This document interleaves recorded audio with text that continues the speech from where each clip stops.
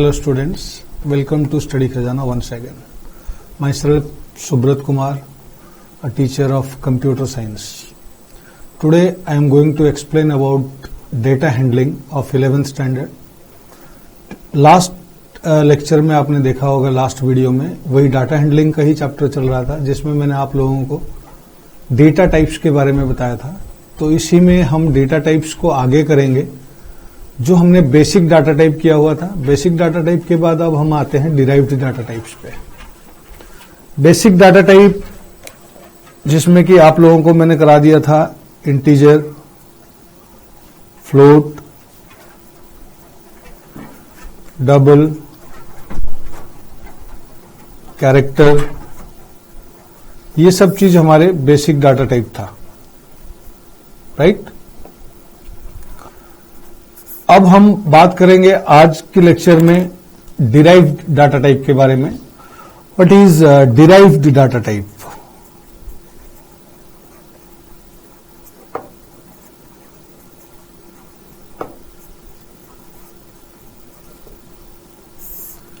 Basic data type तो common है, जो आप लोग यूज करेंगे, हर प्रोग्राम में यूज करते हैं, और उन पे मैंने आप लोगों को एक एक प्रोग्राम भी करके दिखाया था। अब हम बात करते हैं कि डिराइव्ड डाटा टाइप क्या होता है कि जो डाटा टाइप डिक्लेयर होता है, डिराइव किया जाता है ऑपरेटर के थ्रू, उसको हम कहते हैं डिराइव्ड डाटा टाइप। तो डिराइव्ड डाटा टाइप कौन से हैं? जैसे कि array, function, pointer, reference and constant. Constant भी एक है जो कि हम इसकी कीवर्ड है कॉन्स्ट, CONST, ये डिक्लेयर करके हम कांस्टेंट भी करेंगे। तो बेसिक डाटा टाइप आप क्या करते हैं कि इनके यूज करके डायरेक्टली आप प्रोग्राम करते हैं। जो भी आपको बेसिक डाटा टाइप के बगैर आप प्रोग्राम तो कर ही नहीं सकते। डिराइव्ड डाटा टाइप क्या, ये एक्स्ट्रा है, ये एडिशनल फीचर है। इसके एडिशनल आपको फीचर देगा, एडिशनल ऑप्शंस आएंगे इसमें, वो काम हम करेंगे इसमें। बेसिक डाटा टाइप प्रोग्राम में कोई भी आप कुछ भी करना चाहते हैं प्रोग्रामिंग में, तो वो आपको बेसिक डाटा टाइप तो लेना ही पड़ेगा। भाई मैंने कैलकुलेशन करना है तो इंटीजर या फ्लोट टाइप के डेटा लेके करना ही पड़ेगा। मुझे जरूरी नहीं है कि मैं एरे या फंक्शन का इस्तेमाल करूं। तो एरे है, फंक्शन है या पॉइंटर है, ये हमारे पास एडिशनल फीचर्स है। जब हमें जरूरत पड़ेगा जिस काम के लिए हम उसका यूज कर सकते हैं। बट बेसिक डाटा टाइप आप लोग यूज करेंगे ही करेंगे। कुछ भी कोई भी प्रोग्राम करते हैं तो हम बेसिक डाटा टाइप जरूर लेते हैं, राइट। अब हम बात करते हैं एरे के लिए कि एरे में होता क्या है और एरे कैसे यूज करेंगे हम। जैसे कि एरे, अब जैसे हमने पहले क्या किया था कि प्रोग्रामिंग करी थी हमने। पहले प्रोग्राम में हमने क्या किया कि सिंपल सपोज मान लेते हैं मैंने एक लिया हुआ है इंटीजर x। तो इंटीजर x क्या है, मेरे पास एक वेरिएबल है, ठीक है। मैंने x डिक्लेयर किया हुआ है, इसमें मैं कोई भी डाटा इनपुट करूंगा तो x की वैल्यू वो बन जाएगा और उसमें मैं काम करते रहूंगा, ठीक है। अब एरे करने से मुझे क्या बेनिफिट होता है, एरे का मुझे क्या बेनिफिट मिलेगा। सबसे पहले तो हम करते हैं एरे के डेफिनेशन पढ़ते हैं कि एरे क्या है। एरे अगर हम बात करें कि array is a collection of similar type of data, ठीक है। एरे को आप कहते हैं कि सिमिलर टाइप ऑफ डेटा है ये एरे। और दूसरा इसको कई लोग कहते हैं कि array refer to a named list, मतलब ऐसे भी कहते हैं array refer to a named list.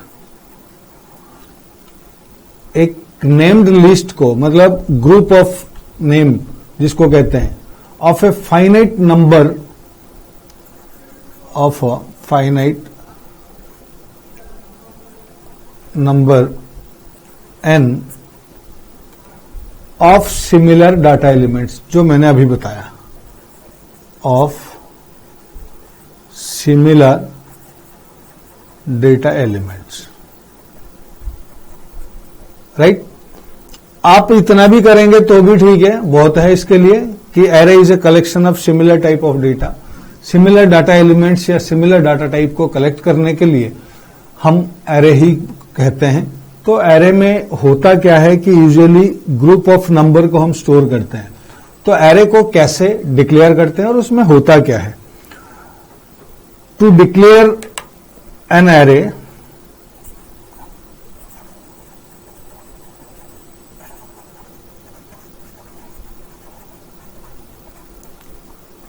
एक एरे को डिक्लेयर करने के लिए हम कैसे डिक्लेयर करेंगे इसको, कि आप इसमें जैसे कि कैरेक्टर नेम के लिए एनए लिया आपने और इसमें ले लिया 20,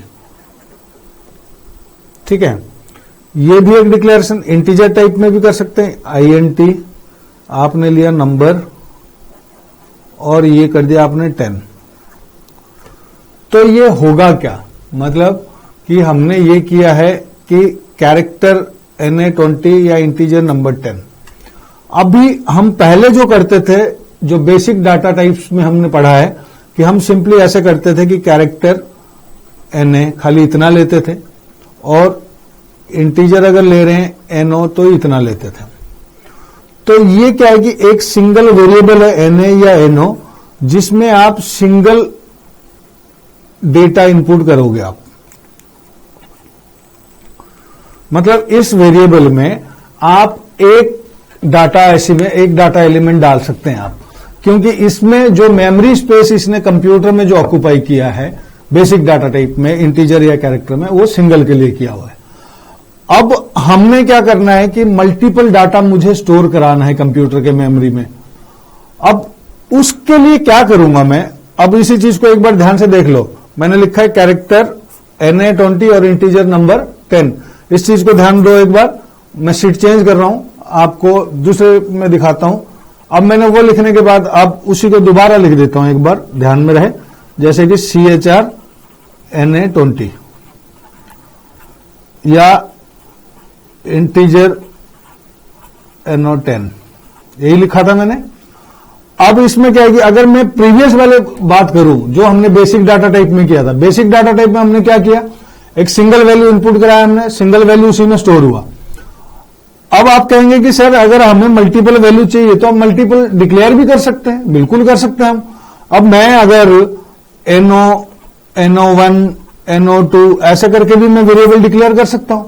बट सवाल ये उठता है बच्चों कि जब आपने एक वेरिएबल आप कितने बार डिक्लेयर करेंगे, मतलब कि अगर मुझे चलो 5 अगर इनपुट कराना है तो ठीक है, 5 इनपुट करा रहा हूं मैं तो 5 बार तो ठीक है। मैं कहता हूं कि 500 नंबर्स इनपुट कराना है।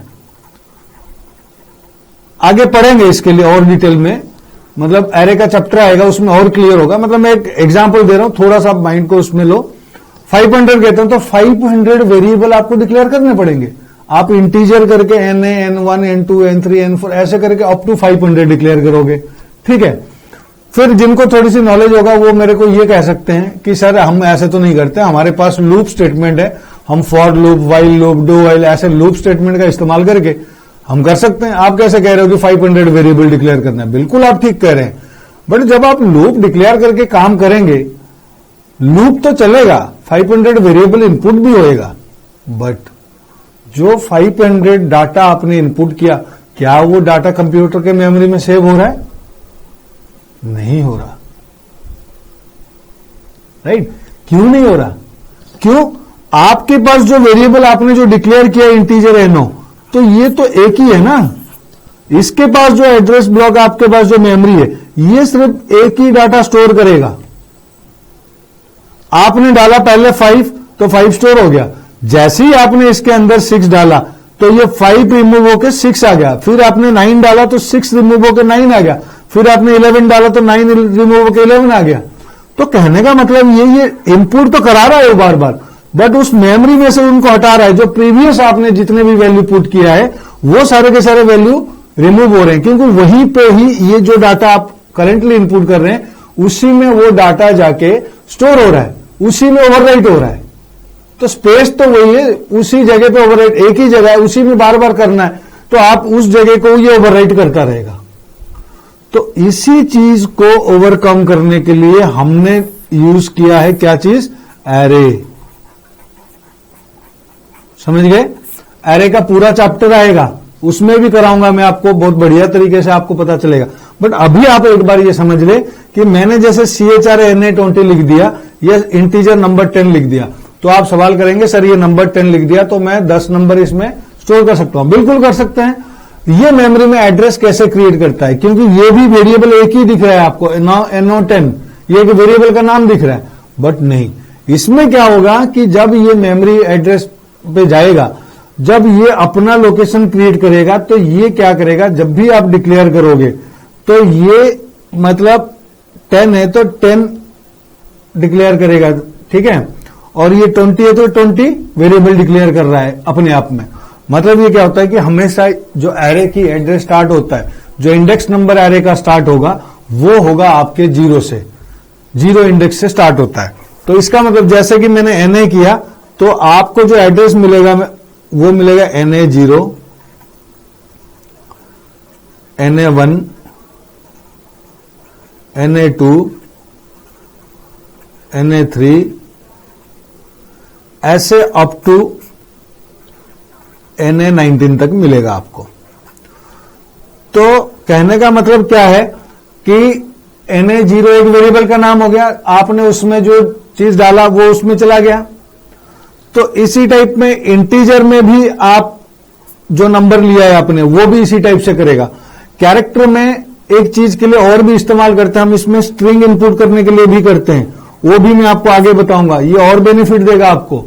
आप अभी तक कैरेक्टर नहीं किया था, आप एक सिंगल अल्फाबेट डाल रहे थे उसमें, तो सिंगल अल्फाबेट में क्या हो रहा था कि A या B या रमेश, रमेश कह रहा हूं, ABC 1 2 3 यही डालते थे हम, ठीक है। अगर मुझे पूरा का पूरा नाम डालना है, रमेश, शर्मिष्ठा, गुरप्रीत, सौनक, तो मैं कैसे डालूंगा उसमें?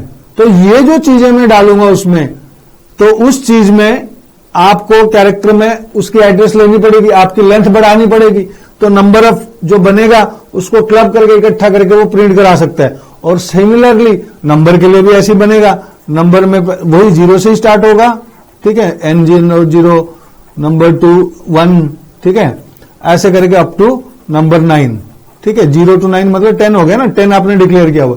तो इसमें एक नंबर इनपुट करा सकते हो, इसमें अलग, इसके अलग, सब में अलग अलग नंबर आप इनपुट करा सकते हो, किसी में 5, किसी में 10, किसी में 12, किसी में 50।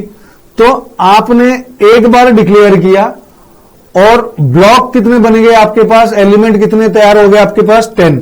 सिमिलर टाइप का, जैसे आपने INT किया तो इसमें इंटीजर ही डलेगा 10 बार, आपने कैरेक्टर लिया है तो कैरेक्टर ही डलेगा 20 टाइम्स, ठीक है। तो इसीलिए इसमें कहा गया इसका डेफिनेशन में कि collection of similar type of elements, data elements. तो ये सिमिलर टाइप के डाटा एलिमेंट्स को आप इसमें स्टोर कर सकते हैं कंप्यूटर में, राइट।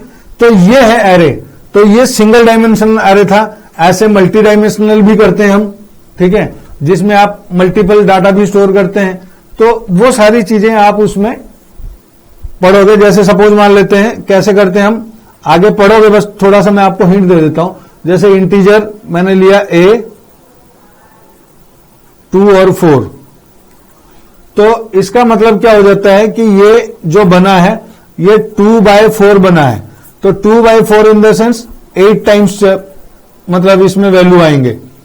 आप कहोगे कि सर मैं सीधा ऐसे करता इंटीजर A8 तो भी तो बात बन जाता, अब आपने 2/4 करके फिर कह रहे हो 8 डालना है, ये क्या चक्कर है? तो ये भी कुछ है जिसमें रो कॉलम की जरूरत पड़ती है। वो सारी चीजें हम जब एरे का चैप्टर आएगा, जब हम प्रोग्रामिंग थोड़ा सा करेंगे, तब आपको क्लियरली समझ में आएगा। अभी इतना मतलब उस पर स्ट्रेस मत दो, बस आप डिराइव डाटा टाइप एक एरे है, एरे का डेफिनेशन और कैसे डिक्लेयर करते हैं। फिलहाल के लिए इस चैप्टर के लिए, इस चैप्टर तक अगर आपका टेस्ट होता है तो आपको इतना ही पूछा जाएगा, उसके ऊपर कोई प्रोग्राम नहीं पूछेगा आपसे, कोई कुछ नहीं पूछेगा। आगे जब हम प्रोग्रामिंग करेंगे, जब आएगा उसकी बारी, तब आप उसमें कर सकते हैं, उसमें कोई प्रॉब्लम नहीं आएगी आपको, राइट। तो ये चीजें जो है बेसिकली, अगर आप कहते हैं कि इसमें मेमोरी कैसे लोकेट करेगा ये, तो वो चीज वही है, मतलब इसमें जो मेमोरी लोकेशन बनता है वो ऐसे बनेगा कि A0 0 A0 1, ठीक है, A00 A01 A02 A02 A03, ठीक है। अब ये क्या हुआ, 4 बन गया, मतलब ये हो गया 1, ये हो गया 2, और ऐसे में हो गया आपके पास 4, ठीक है। तो इसमें इस टाइप से ये क्रिएट होगा। फिर क्योंकि आपने 2 बार लिया है आपने, तो ये तो पहले के लिए हो गया, एक के लिए हो गया ये। अब दूसरे के लिए क्या होगा आपके पास, कि जब दूसरे के लिए जाओगे आप तो यहां पे ये बढ़ जाएगा, तो ये हो जाएगा A1 और इधर हो जाएगा 0, फिर A1 ही रहेगा, ये इधर हो जाएगा 1, फिर ये हो जाएगा A1 इधर रहेगा, ये हो जाएगा 2, फिर ये हो जाएगा A इधर हो जाएगा 1 और ये हो जाएगा 3। तो इस टाइप में आपके पास ये स्टोर होगा। तो ये कितने हो गए, इसमें 4 हो गया और इसमें 4 हो गया, तो कुल मिला के कितने हो गए आपके पास, टोटल नंबर 8 हो गए आपके पास। तो 8 डाटा एलिमेंट हम इसमें, मतलब 2/4 हो गया हमारे पास, तो 4 दूनी 8, तो 8 जो है हमारे पास हो गए डाटा एलिमेंट्स, हम इनपुट करा सकते हैं। तो ये हमारे पास था एरे मल्टी डायमेंशनल के लिए। तो मल्टी डायमेंशनल एरे ऐसे डिक्लेयर करेंगे और सिंगल डायमेंशन ऐसे डिक्लेयर करेंगे। तो फर्दर जब तक हम प्रोग्रामिंग नहीं करते, आपको थोड़ा सा हो सकता है डाउट इसमें रहे, जब हम इस चैप्टर में, एरे के चैप्टर में आएंगे, एरे की प्रोग्रामिंग करेंगे, तो और बिल्कुल क्लियर हो जाएगा। अब मैं आपको बताता हूं सेकेंड, फंक्शन।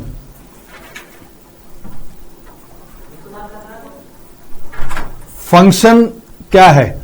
फंक्शन भी एक हमारे पास प्रोग्राम का पार्ट है। जैसे हमने पहले ये डिराइव डाटा टाइप में करा रहा हूं, आपको याद होगा, जैसे मैंने पहले स्टार्टिंग वाले दिन जब प्रोग्रामिंग का स्टार्ट किया था हमने चैप्टर 6 में, तो प्रोग्राम में मैंने आपको लिखा था एक वॉइड मेन या इंटीजर मेन लिखा था, और मैंने आपको बताया था कि ये एक फंक्शन है ना। तो ये फंक्शन क्या होता है? फंक्शन कुछ इनबिल्ट फंक्शन होते हैं जिसको लाइब्रेरी फंक्शन कहते हैं हम C++ में, जो हमारे कंप्यूटर के लाइब्रेरी में स्टोर है ऑलरेडी। ठीक है, मेरी बात समझ गए? अब हम बात कर रहे हैं फंक्शन के लिए एक यूजर डिफाइंड फंक्शन भी होता है। अब सबसे पहले हम पढ़ते हैं कि फंक्शन होता क्या है, फंक्शन का डेफिनेशन क्या है। A function is a named part of a program. A function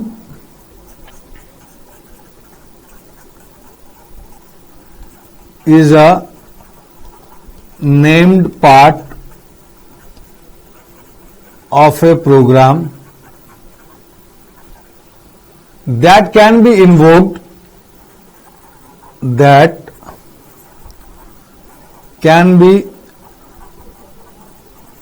invoked from other parts of the program, from other parts of the program as often needed। क्या कह रहा है ये कह रहा है कि ये फंक्शन एक name part of a program है, एक नेम्ड पार्ट है प्रोग्राम में। फंक्शन का एक पार्ट है, ये फंक्शन प्रोग्राम का एक पार्ट है, एक नाम दिया गया है XYZ। जब आपको जरूरत पड़ेगा आप उसको किसी और जगह पे कॉल करा सकते हैं, आप उसको इन्वोक करा सकते हैं, एक्टिव करा सकते हैं आप जब आपको जरूरत पड़े। That can be invoked from other parts of the program. दूसरे पार्ट के प्रोग्राम के दूसरे पार्ट में आप इसको इन्वोक करा सकते हैं, आप इस पे यूज कर सकते हैं। तो क्या है बच्चे, ये क्या चीज है? जैसे कि हमने एक प्रोग्राम किया है, ठीक है, जैसे मैंने आप लोगों को एक प्रोग्राम बताया था स्टार्टिंग में कि 2 नंबर को ऐड करना है। तो आपने क्या किया, 2 नंबर को ऐड करने के लिए प्रोग्राम बना रखा है कि आपने कर दिया x + y तो ये रिजल्ट आ गया आपके पास कि x में जो भी वैल्यू है और y में जो भी वैल्यू है दोनों ऐड हो गए और रिजल्ट आ गया। ठीक है, अब ऐसे ही हमारे पास क्या है कि कुछ हमारे पास फंक्शंस, इनबिल्ट फंक्शन जिसको लाइब्रेरी फंक्शन कहते हैं, हमारे कंप्यूटर में ऑलरेडी है। स्ट्रिंग फंक्शन है, कैरेक्टर फंक्शन है और हमारे पास मैथ फंक्शन है। तो कई टाइप के हमारे पास फंक्शंस है जो ऑलरेडी हमारे कंप्यूटर में स्टोर है। तो जब वो फंक्शन हमारे कंप्यूटर में स्टोर है, हम उनको क्या करते हैं कि C++ उसको इन्वोक करता है, उसको कॉल करता है। जैसे फॉर एग्जांपल SQRT, ये एक हमारे मैथ फंक्शन है। SQRT में मैंने जैसे मान लेते हैं 49 डाल दिया मैंने, तो इसका मतलब क्या है कि ये स्क्वायर रूट निकालेगा, राइट। तो स्क्वायर रूट किसका निकालेगा? जो वैल्यू आपने डाला हुआ है 49। तो 49 का स्क्वायर रूट कितना है? 7 है। तो SQRT के नाम से क्या है आपके पास? एक फंक्शन है, फंक्शन जो कि इनबिल्ट है, बना हुआ है। तो किसी ना किसी ने उसको बनाया हुआ है। ऐसे आप भी बना सकते हैं फंक्शन। जैसे ऐड करने के लिए कोई फंक्शन नहीं है तो आप बना सकते हैं इसके लिए फंक्शन, आप खुद क्रिएट कर सकते हैं कि मुझे ऐड करना है प्रोग्राम को, तो एडिशन के लिए मैं एक फंक्शन बनाना चाहता हूं, तो आप खुद बना सकते हैं उसके लिए फंक्शन। आप ये मैथ फंक्शन यूज करेंगे तो उसके लिए आपको हेडर फाइल एक एडिशनल लगाना पड़ता है math.h, तो आप उसको भी यूज कर सकते हैं। तो कहने का मतलब जैसे SQRT नाम का एक फंक्शन है, तो ये function is a named part of a program. एक SQRT नाम का एक प्रोग्राम, छोटा सा प्रोग्राम, एक फंक्शन बना हुआ है, हमारे लाइब्रेरी में स्टोर है, C++ के लाइब्रेरी में। जब आपको जरूरत पड़ता है आप उसको कॉल कर सकते हैं किसी भी पार्ट में, प्रोग्राम के किसी भी पार्ट में। मतलब जिस पार्ट में आपको स्क्वायर रूट निकालना है उस जगह के पे आप SQRT नाम के फंक्शन को कॉल करा सकते हैं, बशर्ते कि जब आप उस फंक्शन को कॉल करने जाएंगे you have to declare hash include math.h। math.h क्या है कि ये जो फंक्शन है SQRT है, ये मैथ का पार्ट है, math.h हेडर फाइल है, उसके अंडर आता है, ये उस लाइब्रेरी में स्टोर है, तो वहां से उठ के आएगा और आपको रिजल्ट देगा। तो सिमिलरली हम खुद भी बना सकते हैं। मतलब हम प्रोग्राम कर रहे हैं तो प्रोग्रामर हम ही हैं, तो हम भी सीखेंगे कि भाई फंक्शन कैसे बनाया जाता है, यूजर डिफाइंड फंक्शन कैसे बनाया जाएगा। तो वो चीज आप खुद देख के, खुद डिक्लेयर करके खुद भी बना सकते हैं। तो अगर कहते हैं तो उसके लिए एक प्रोग्राम भी बना के दिखाता हूं मैं आपको कि कैसे करेंगे हम। तो उसको प्रोग्रामिंग करने के लिए मैं एक प्रोग्राम छोटा सा बनाता हूं कि मुझे फंक्शन बनाने के लिए program, user defined function create कर रहा हूं। तो एग्जाम्पल देते हैं आपको फंक्शन की, ठीक है। मैं खुद क्रिएट कर रहा हूं फंक्शन। देखिए अब प्रोग्राम लिखते हैं यूजिंग अ फंक्शन। फंक्शन का इस्तेमाल करना है हमने to accept two numbers and print its sum. दो नंबर हमने एक्सेप्ट करना है और उसका टोटल निकालना है। सम करने के लिए हमने एक प्रोग्राम बनाना है, हम सम करेंगे, एक प्रोग्राम बनाएंगे उसके लिए, ठीक है बच्चों। तो सबसे पहले मैंने क्या किया, हैश इंक्लूड iostream.h,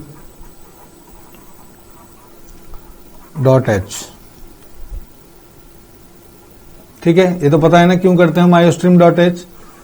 अब आप क्या करेंगे, हैश इंक्लूड, मैं इंक्लूड कर रहा हूं एक स्टैंडर्ड लाइब्रेरी stdlib.h। ये क्या है कि ये स्टैंडर्ड लाइब्रेरी है। हमारे C++ में लाइब्रेरी फाइल्स इसके अंदर स्टोर होते हैं। इसके अंदर एक लाइब्रेरी फाइल है मेरे पास सिस्टम क्लियर करने के लिए, मतलब स्क्रीन को क्लियर करने के लिए। जितने बार मैं प्रोग्राम रन करूंगा जो मेरे पास आउटपुट आ रहा होगा वो उसको क्लियर कर देगा, नए आउटपुट स्क्रीन में दिखाएगा, ठीक है। उसके लिए दो चीज, एक conio.h है, conio.h डिक्लेयर करके आप clr फंक्शन का इस्तेमाल कर सकते हैं, या स्टैंडर्ड लाइब्रेरी का इस्तेमाल करके सिस्टम cls का भी इस्तेमाल कर सकते हैं। इट्स डिपेंडिंग अपॉन यू, ठीक है। अब ये जो पार्ट आएगा ये आएगा फंक्शन डिक्लेरेशन। वैसे फंक्शन का चैप्टर आएगा बच्चे, अभी घबराना नहीं, ठीक है। तो उसमें आपको बताऊंगा, अभी तो मतलब एक एग्जांपल देने के लिए कि व्हाट इज फंक्शन और how to define a function, how to declare a function, how to call a function, वो चीज मैं समझा रहा हूं। तो थोड़ा सा आप इसको देख लें फिलहाल के लिए, इसके ऊपर इतना एक्सरसाइज करने की कोई जरूरत नहीं, कोई परेशान होने की जरूरत नहीं है। ठीक है बच्चे, तो अब आप क्या करो, इसमें फंक्शन डिक्लेरेशन का पार्ट आया मेरे पास। यहां पे मैं यहां पे एक नाम सोचूंगा, जिस टाइप के फंक्शन आप बना रहे हो उस टाइप का नाम सोचो, रिलेटेड नाम सोचो। मैंने सम करना है या ऐड करना है मैंने 2 नंबर को, तो या तो ऐड के नाम से या सम के नाम से या टोटल के नाम से ऐसा कोई फंक्शन का नाम रखूंगा जिससे कि ये पता चलेगा कि ये जो है ना टोटल करेगा या ऐड करेगा या सम करेगा। ठीक है, तो मैंने ले लिया सम करना है, तो मैंने लिया इंटीजर। ठीक है, ये फंक्शन का टाइप, किस टाइप का फंक्शन है आपके पास? हमारे पास इंटीजर टाइप का फंक्शन है, और फंक्शन बना रहा हूं मैं ऐड के नाम से बनाता हूं, ADD, ऐड के नाम से फंक्शन बनाया, और इसके अंदर जो वैल्यू डालूंगा वो भी मैं इंटीजर डालूंगा, तो इसलिए मैंने ये डिक्लेयर कर दिया। ठीक है, अब उसके बाद फिर मैंने कर दिया कि वर्ड मेन या इंटीजर मेन, कुछ भी लिख लो आप। ठीक है, अब मेरा ये हो गया, ये जो पहले डिक्लेयर करते हैं मेन फंक्शन। अब हमने क्या करना है इसके अंदर, मैंने सिस्टम क्लियर जो बताया मैंने आपको वो कर देते हैं, सिस्टम और CLS लिखते हैं डबल कोट में। तो इससे क्या करेगा कि जैसे ही प्रोग्राम को आप रन करोगे तो ये स्क्रीन में, अगर बैकग्राउंड स्क्रीन में कोई और प्रोग्राम पहले आपने चलाया था, उसमें कोई नंबर इनपुट किया था, कोई कैलकुलेशन किया था, वो स्क्रीन में होगा। ये प्रोग्राम रन होते ही सिस्टम CLS, तो वो प्रोग्राम में पीछे जो बैकग्राउंड में जो भी नंबर वगैरह पुट किया था या जो भी काम आपने किया था वो सारा का सारा रिमूव हो जाएगा। तो उससे आपको ये बेनिफिट मिलेगा कि आप इस चीज को इजीली, मतलब अपना जो आउटपुट है वो हम देख सकते हैं इजीली। अब हमने ये करने के बाद अब हम क्या करेंगे कि जैसे कि मैंने बताया कि 2 नंबर को हमने ऐड करने के लिए एक फंक्शन बना रहे हैं, तो 2 नंबर को ऐड करने के लिए मैंने एक फंक्शन का नाम रखा है ऐड करके। अब मैं क्या करूंगा कि वो नंबर लेता हूं मैं, तो मैंने डिक्लेयर करूंगा जैसे पहले प्रोग्राम करते थे ऐसे करना, इंटीजर x और y ले लिया आपने। ठीक है, अब आपने उस नंबर को इनपुट कराने के लिए आप लिखोगे Cout। ठीक है, आपने लिखा एंटर 2 नंबर्स, /n लगा दिया मैंने, फिर इन किया, 2 नंबर है, तो मैंने इसमें 2 नंबर के लिए एक x और फिर y, कैस्केडिंग ऑपरेटर, साथ में शिफ्ट ऑपरेटर लगा के मैंने x और y दोनों को इकट्ठे ले लिया। नहीं तो मैं x, y ऐसे भी ले सकता था मैं। ठीक है, तो ये इनपुट हो गया मेरे पास। ये प्रोग्राम आप देखो, हैश इंक्लूड आयोस्ट्रीम, ये ले लिया मैंने, ऐड किया, मेन फंक्शन लिया, सिस्टम क्लियर किया, अब 2 वेरिएबल ले लिया, अब उन दोनों को इनपुट करा दिया। ठीक है, ये दिख गया आपको, क्लियर दिख रहा है। अब मैं दूसरे पेज पे जाने के बजाय यहीं कंटिन्यू कर रहा हूं लाइन डाल के, इसको आप देखें एक बार, ये यहीं से कंटिन्यूएशन में जा रहा है नेक्स्ट स्टेप पे। ठीक है, तो ये कंटिन्यूएशन यहां पे क्या है कि एक्स वाई आपने नंबर इनपुट करा दिया। अब आप नंबर इनपुट कराने के बाद आप क्या चाहते हो, आप चाहते हो कि जो आपने फंक्शन डिक्लेयर किया ऐड, वो अब अपना काम दिखाए। तो वो अपना काम कैसे दिखाएगा, आपने लिख दिया Cout। ठीक है, लिखने के बाद आपने लिख दिया the sum of 2 number is equals to. ठीक है, आपने ये लिख के आपने कर दिया ऐड ADD x, y कर दिया आपने। अब सॉरी, यहां पे ऐड मैंने इंटीजर लिया हुआ है, सॉरी 1 लिया है मैंने, ये इंटीजर 2 बार लेना पड़ेगा क्योंकि मेरे पास 2 नंबर है। इसको एक बार देखें आप ध्यान से, 2 नंबर है तो 2 बार लेना पड़ेगा मुझे INT, तो ये एक बार देख लेना। तो ये हमारे पास 2 नंबर के लिए इधर मैंने ऐड करने के लिए XY लिख दिया। क्या ये अब ऐड कर देगा? ये नहीं करेगा। क्यों? XY को आप ऐड नाम के जो फंक्शन दे रहे हो, इस नाम से कोई फंक्शन तो कंप्यूटर में है ही नहीं। तो जब इस नाम से कोई फंक्शन है ही नहीं तो वो करेगा ही नहीं, आपको एरर देगा। अगर मैं इतना लिख के अब मैं इसको रिटर्न 0 कर दिया मैंने, तो इसका मतलब प्रोग्राम तो मेरा खत्म हो गया ना। अब मैंने जब प्रोग्राम को खत्म कर दिया, यहां से लेकर मेरा प्रोग्राम यहां से स्टार्ट हुआ और यहां मेरा प्रोग्राम एंड हो गया। अब जब मैंने प्रोग्राम एंड कर दिया, क्योंकि प्रोग्राम में मैंने फंक्शन डिक्लेयर किया, इंटीजर मेन ये दिया, 2 नंबर इनपुट कराया, जैसे इनपुट कराते हैं ऐसे करा दिया। और मैंने जैसे बताया कि पहले SQRT नाम के फंक्शन था, ऐसे मैंने ADD नाम से एक फंक्शन बनाया। जिसमें दो वैल्यू इनपुट होंगे और दोनों को ऐड करके दिखाएगा। अब ये दो वैल्यू इनपुट करके दोनों को ऐड करके कैसे दिखाएगा? ये दोनों को ऐड करके तो तभी दिखाएगा ना जब ऐड के नाम से कोई फंक्शन होगा आपके पास। अब ऐड के नाम से तो कोई फंक्शन है ही नहीं आपके पास, तो ये दिखाएगा ही नहीं। अब क्या करें हम? तो अभी हमने क्या किया था, इस जगह पे हमने फंक्शन को डिक्लेयर किया था, है ना, ये लिखा हुआ है मैंने वैसे भी, फंक्शन डिक्लेरेशन। अब हमें फंक्शन की डेफिनेशन लिखना है कि ये जो फंक्शन आपने बनाया उसका एक डेफिनेशन तो लिखो कि क्या काम करेगा ये फंक्शन। तो इस फंक्शन का काम है ऐड करना, तो जो डेफिनेशन में आप लिखोगे वो उसी चीज को यहां पे वही चीज कॉलिंग होगी, वही काम करेगा फंक्शन, वही वर्कआउट करेगा। तो फंक्शन जो कि एक नेम्ड पार्ट है आपके प्रोग्राम का, वही बता रहा हूं कि एक छोटा सा आपने नाम दिया ऐड के नाम से, यहां आप यूज कर रहे हो, उसका डेफिनेशन आप बनाओ। तो डेफिनेशन कैसे बनाओगे आप कि सेम वही क्या लिया था आपने, इंटीजर लिया था और क्या नाम था, ऐड। ये फंक्शन की डेफिनेशन लिख रहा हूं मैं, और मेरे पास इसमें दो वेरिएबल इंटीजर ए और इंटीजर बी ले लिया मैंने, ठीक है। अब आप कहोगे सर ऊपर तो एक्स वाई है, यहां ए भी लिया, ये कैसे काम है? आप यहां एक्स वाई भी ले सकते हो, कंफ्यूज होने की जरूरत नहीं है। मैं इसीलिए ए भी ले रहा हूं कि आपको यह पता चले कि फंक्शन एक्स वाई आप जो ऐड के नाम से बना रहे हो, आपने तो एक्स वाई लिया है, अगर कोई यूज करता है बाद में वो वेरिएबल कुछ भी ले, बट डेफिनेशन में जो आप काम कर रहे हो ये फंक्शन का डेफिनेशन है। ये क्या है? ये डेफिनेशन है फंक्शन का। डेफिनेशन में जो वर्कआउट करोगे, जो फंक्शन में आप लिखोगे डेफिनेशन में, वही काम आपका फंक्शन करेगा। तो इसमें वेरिएबल से कोई घबराने वाली बात नहीं है। फिर आप इसके नीचे कर्ली ब्रैकेट दो, इस डेफिनेशन को स्टार्ट किया आपने, तो डेफिनेशन में आप क्या करा रहे हो, आप सीधा सीधा भी कर सकते हो या पूरा लिख के भी थर्ड वेरिएबल लेके भी कर सकते हो। मैं सीधा कर रहा हूं, रिटर्न ही कराता हूं मैं, रिटर्न ए प्लस बी, मैंने सीधा लिख दिया रिटर्न ए प्लस बी, ऐसे भी लिख के मैं कर सकता हूं और इसको क्लोज कर दिया।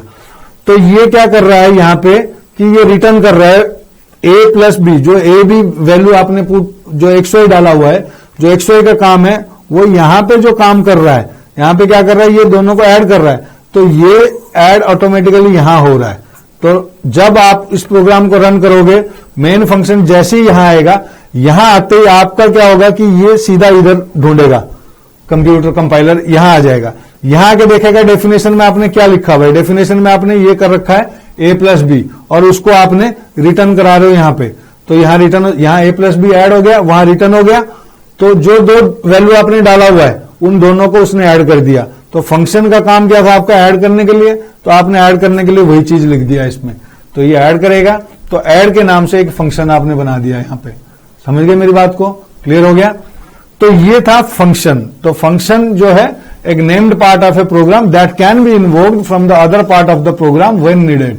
जब आपको जरूरत पड़ेगा आप उसको बुला सकते हैं, कॉल कर सकते हैं।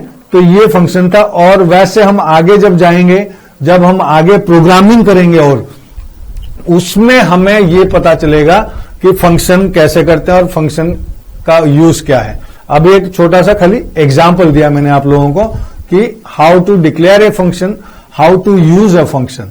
तो एरे और फंक्शन ये दोनों चीज हमारे क्या थे, डिराइव्ड टाइप ऑफ डेटा या डिराइव्ड डाटा टाइप है हमारे ये। ठीक है, अब हम बात करते हैं किसके बारे में, बात करेंगे अब पॉइंटर के बारे में, जो हमारा थर्ड पॉइंट था पॉइंटर। पॉइंटर क्या होता है, पहले तो पॉइंटर का मतलब होता है कि पॉइंट करना। पॉइंट करना मतलब इंडिकेट करना, पॉइंट आउट करना, एक जगह को पॉइंट करना। पॉइंट क्या करना मतलब ये क्या करता है, पॉइंट क्या पॉइंट करता है, पॉइंटर क्या करता है, इसके भी चैप्टर है आगे। Pointer is a variable that holds a memory address. क्या है, pointer is a variable, a pointer is a variable that hold a memory address, मतलब पॉइंटर एक वेरिएबल है जो मेमोरी एड्रेस को होल्ड करता है, मेमोरी एड्रेस रहता है जिसमें। क्या है ये? बेसिकली ये जो एड्रेस होता है ये लोकेशन होता है दूसरे वेरिएबल मेमोरी का। मतलब ये जो एड्रेस के बारे में हम बात कर रहे हैं कि pointer is a variable that holds memory variable. मतलब क्या मेमोरी वेरिएबल होल्ड करता है कि बेसिकली दिस एड्रेस, ये जो एड्रेस है is usually the location of, this is the location of, ये एड्रेस जो लोकेशन है another variable in memory, location of an other variable of memory. ठीक है, ये लोकेशन है अदर वेरिएबल, जो मेमोरी में दूसरी वेरिएबल है उसका लोकेशन है ये। ठीक है, मतलब क्या है इसका कि आप कह रहे हैं कि पॉइंटर एक वेरिएबल है जो मेमोरी एड्रेस को रखता है, मेमोरी लोकेशन बनते हैं हमारे। ठीक है, तो अनदर वेरिएबल का जो है ये लोकेशन को स्टोर करता है। कैसे? एक मैं एग्जांपल देके आपको बता रहा हूं। हमारे पास क्या होता है कि जैसे ही आप वेरिएबल डिक्लेयर करते हैं या कोई भी काम करते हैं, वैसे पॉइंटर का चैप्टर आएगा बच्चों तब और क्लियर हो जाएगा। अभी थोड़ा सा आप इस पे ध्यान दो खाली कि क्या मेमोरी होता है और कैसे करता है। ठीक है, सपोज ये है 1 2 3 4 1 2 3 5 1 2 3 6 1 2 3 7 1 2 3 8। ठीक है, अब इसमें मैंने डाल दिया 1 2 3 6। ठीक है, अब इसमें ये ले लिया मैंने ए 1 2 3 6 बी। ये जो चीज है ये है मेमोरी एड्रेस, मेमोरी एड्रेस, ये value in memory, value memory, और ये है वेरिएबल।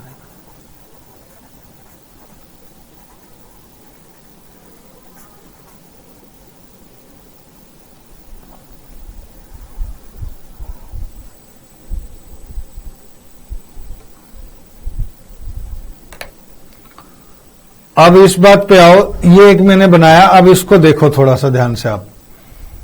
पहला ये जो है ये मेमोरी एड्रेस है, मतलब मेमोरी में एड्रेस है, ये वैल्यू इन मेमोरी है, ये वेरिएबल नेम है।